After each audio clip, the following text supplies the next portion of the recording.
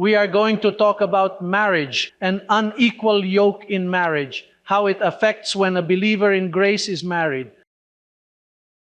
A woman to a man who doesn't believe, or a man to a woman who doesn't believe, about how that unequal yoke affects things.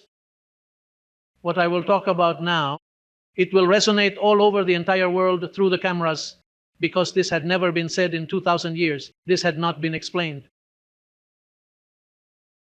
And a lot of information is needed. 3 things I want to show you. When you are united to a person who does not believe the gospel, you're affected by 3 things: the personal, familiar, and the spiritual. 3 things are affected. The personal, in what way? Well, imagine that. When you come to know this grace, and you start to declare yourself blessed, and you start to say the devil was destroyed, Christ took away sin, I am predestined. There you will have problems with your family. I have problems with my brother, my sister, the other one, that one. They think that I am insane. You don't see that they eat devil in the morning, devil at noon. They partake in the Holy Communion. I wouldn't dare to engage in such a practice. They believe in water baptism, that it saves or helps in some way. Well, I don't believe anything like that. So I am talking about the first aspect. For those taking notes, look. First is the personal, then the family, and then the spiritual. When there is an unequal yoke, say unequal yoke.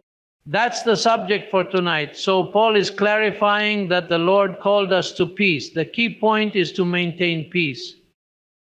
And if both agree and get along, do not part ways. The Lord desires for you to stay together.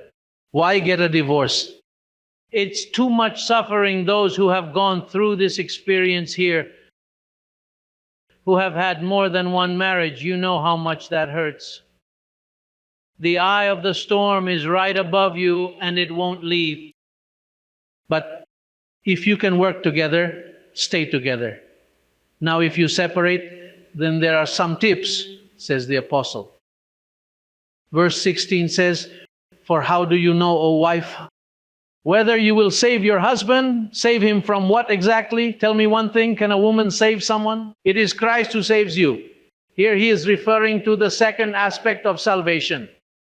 In simpler terms, a woman can be in a relationship with a man because the problem lies in the personal. There are issues.